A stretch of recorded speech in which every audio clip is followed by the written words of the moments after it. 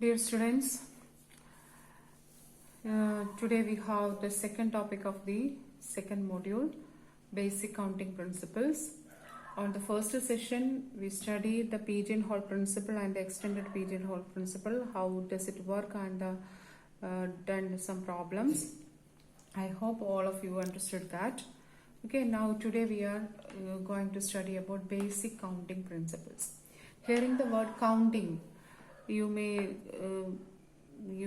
recollect when you started studying your KG classes. You started with counting 1, 2, 3, etc. Okay, that's the basic arithmetic you studied in the KG classes. After that, you studied addition, subtraction, algebraic expressions. Okay, that's all. Then here the counting or enumeration means it's just not arithmetic. It has applications in the areas of coding theory, probability and statistics, and in the analysis of algorithm. It has lot of applications in your computer based theory. So counting principle is very, very important. We have two principles, the product rule and the sum rule. It is often very difficult to identify which rule has to be used at the contest. So you have to understand where to use this one. Product rule: when a procedure is made up of separate tasks, one procedure is broken into separate tasks, we are using product rule. The sum rule is used when it is the procedures or the tasks are not happen at the same time, that is not happening simultaneously. So in such cases we are using the sum rule. Okay, let's have a look on what is the product rule. If a procedure can be broken into a sequence of two tasks, there are n1 ways to do the first task and n2 ways to do the second task after the first task has been done. Then there are n1 times n1 into n2 ways to do the procedure. Okay, you listen. If a procedure can be broken down into a sequence of two tasks, there are n1 ways to happen the first task and n2 ways to happen the second task. Once the first task has been completed, then the total number of ways to occur is n1 times n2. This is the product rule. Okay, extension of product rule. Suppose a procedure consists of performing task T1, T2, etc. Tm in that order. Suppose task Ti can be performed in ni ways after the task T1, T2, etc. Ti minus 1 are performed. Then the number of ways the procedure can be executed in the designated order is n1. T1 is in n1 time, T2 in n2, so T1 into T2 into T3 into etc. N1 into N2 into N3 into etc. Nm. So T1 happens in N1 time ways, T2 happens in N2 ways, etc. Ti minus 1 happens in Ni minus 1 ways, and Tm is happened in Nm ways. So the total number of ways is N1 into N2 into N3 into etc. Nm. So this is the extension of product rule. So first we studied product rule. A procedure is splitting up into two tasks. Here it is extended. It is splitted into m tasks which is happening or performing in a designated order. There is an order. T1 will be happen first. T2 will be happen second. So in that order, T1 can happen in n1 ways, T2 in n2 ways, Tm in nm ways. So in total, n1 into n2 into n3 into etc. nm ways. This is extension of product rule. Okay, next is the sum rule. If a task can be performed in m ways, while a second task can be performed in n ways, and the two tasks cannot be performed simultaneously, then performing either task can be accomplished in one of the m plus n ways. So the important thing is, first task in m ways, the second task can be performed in n ways, and the two tasks cannot be performed simultaneously. It cannot be performed at the same time. then performing either task can be accomplished in one of the m plus n ways. So this is the sum rule. The extension rule is also there. If a task can be performed, there are some tasks of T1, T2, T3, etc. Tm. Each of them can be performed in N1, N2, N3, etc. Nm ways respectively. And no two of these tasks can be performed at the same time. Then the number of ways to do one of these tasks is N1 plus N2 plus etc. Nm. I will explain once again. The extension rule, the extension sum rule is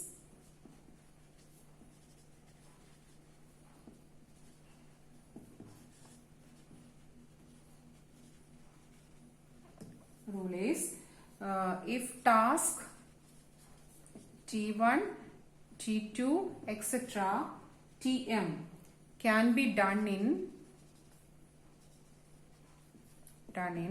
N1, N2, etc. Nm ways, and none of these can be performed at the same time, then the number of ways to do one of these tasks,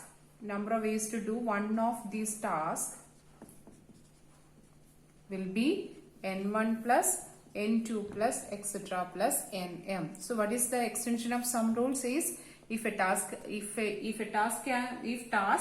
T1, T2, etc. Tm can be done in N1, N2, etc. Nm ways respectively, and no two of these tasks can performed at the same time, then the number of ways to do one of these tasks is N1 plus N2 plus etc.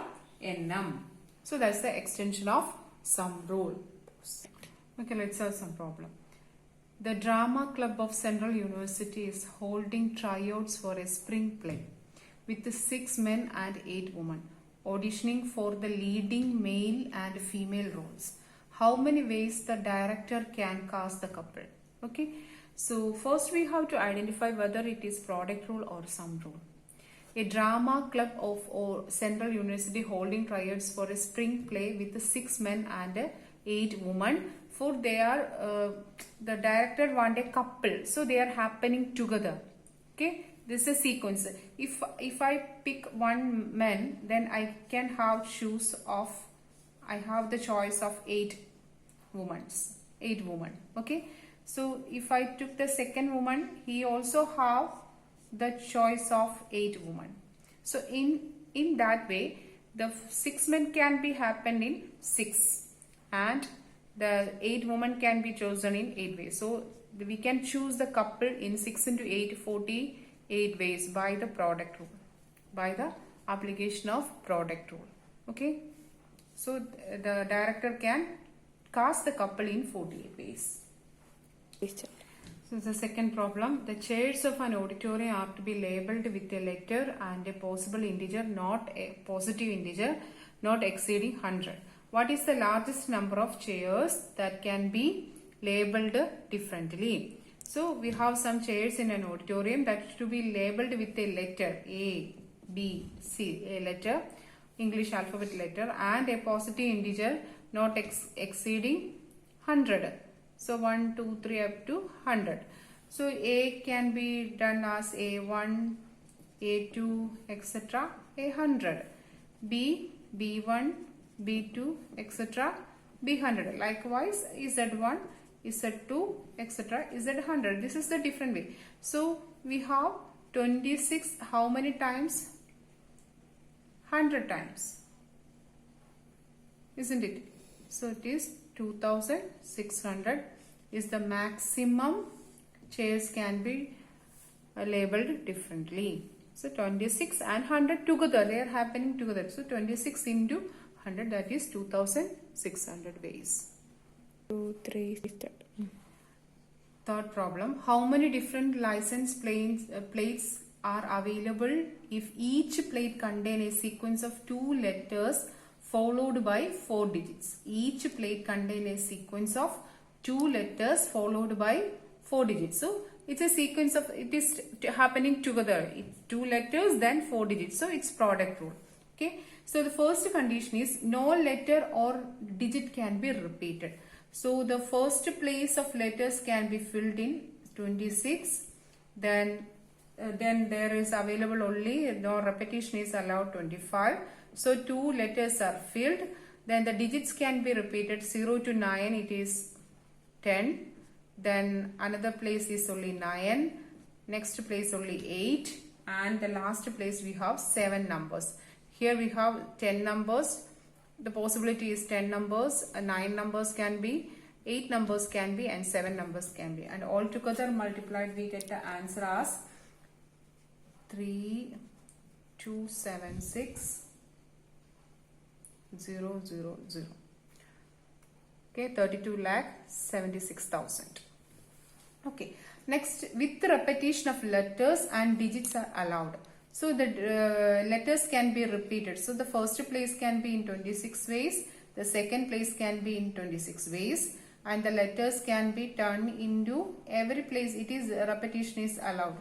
So this would be 6760, 67,60,000 different license plates are possible. Okay. So if the repetition are allowed as in the part of B, that is the letters and digits are allowed to repeat, how many plates have only vowels? That is A, E, I, O, U. Okay, and even digits. So the first place can be filled out of A, E, I, O, U, 5. Then the second place is also 5. Then 0 is an even integer and the even digits. Even digits, it is 0, 2, 4, 6, 8. So they are also 5. So first place 5, second place 5, third place 5, and fourth place is 5. So this is 5 to the power of 6. This is the answer for this one. I hope you understood how to use product rule and where to use product rule.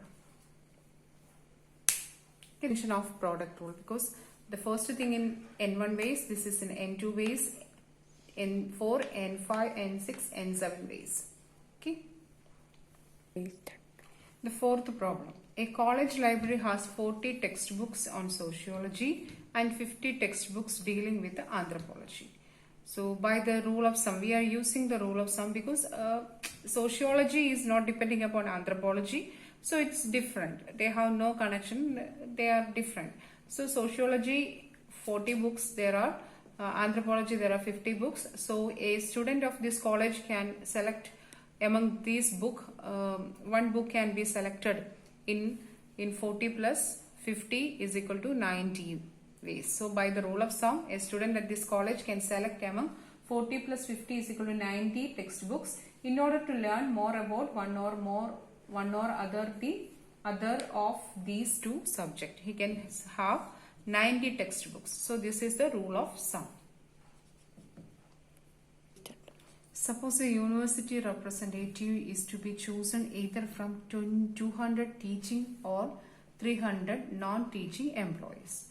So how many ways they can be chosen? Their representative can be chosen. So 200 or 300. That means there are 200 plus 300 is equal to 500 possible ways to choose this representative. Okay. So the next question is, if a student can choose a project either 20 from mathematics or 35 from computer science or 15 from engineering. So in how many ways a student can choose a project? Okay. So 20 from mathematics or 35 from computer science or 15 from engineering. So the student can choose a project in 20 plus 35 plus 15 is equal to 70 ways. Okay, this is more than 2 is here. So this is extended principle. This is the sum rule. This is some extended sum rule.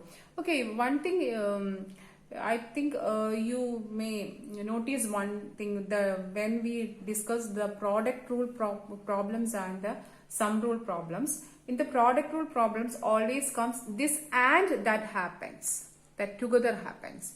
In the sum rule problems, you all notice that suppose a university, this 200 or 300, there comes for summation always there comes this or that meaning, either this or that. But in the product rule problems, there always comes together, that is and comes there. So by reading the problem correctly, you can identify which rule has to be followed in each problems. Okay, I hope all these problems are understandable to you. Okay, thank you.